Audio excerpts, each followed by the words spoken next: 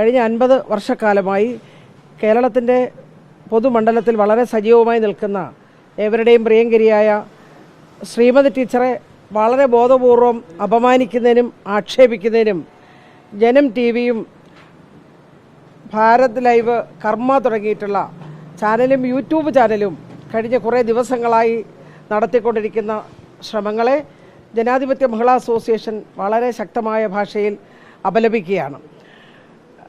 നമുക്ക് അറിയാവുന്ന ഒരു കാര്യം, ബഹുമാന്യായ ശ്രീമതി ടീച്ചർ മുൻ മന്ത്രിയും മുൻ MP-യും ഒക്കെയാണ്.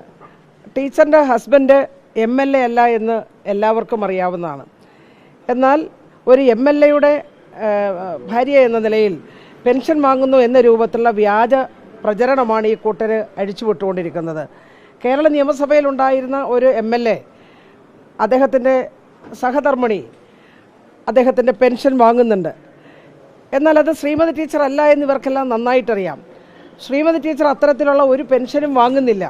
വളരെ കൃത്യമായി ഈ കാര്യങ്ങളെ സംബന്ധിച്ച് അറിവുള്ള ഈ ചാനലുകൾ കഴിഞ്ഞ കുറേ ദിവസങ്ങളായി ടീച്ചറെ പൊതുമധ്യത്തിൽ അപമാനിക്കുന്നതിനും ആക്ഷേപിക്കുന്നതിനും വേണ്ടിയിട്ടാണ് ഈ രൂപത്തിലുള്ള വ്യാജ പ്രചരണവുമായി ഇറങ്ങി പുറപ്പെട്ടിട്ടുള്ളത്.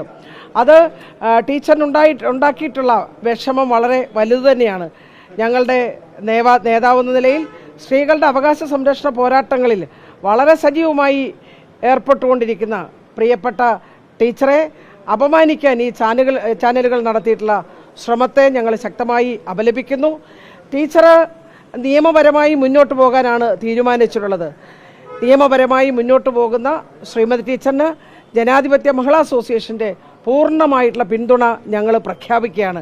ഇങ്ങനെ വ്യാജ വാർത്ത കൊടുത്ത് സ്ത്രീകളെ അപമാനിക്കാനും വിശിഷ്യ തലമുതിർന്ന നേതാവ്, കേരളം ആദരിക്കുന്ന ഇഷ്ടപ്പെടുന്ന ശ്രീമതി ടീച്ചറെ ആക്ഷേപിക്കാൻ നടത്തിയ ഇത്തരം യൂട്യൂബ് ചാനലുകളെ അടക്കം തള്ളിക്കളയുവാൻ, ബഹിഷ്കരിക്കുവാൻ പ്രബുദ്ധമായിട്ടുള്ള കേരളീയ സമൂഹം തയ്യാറാകണമെന്നാണ് ഞങ്ങൾ ആവശ്യപ്പെടുന്നത്.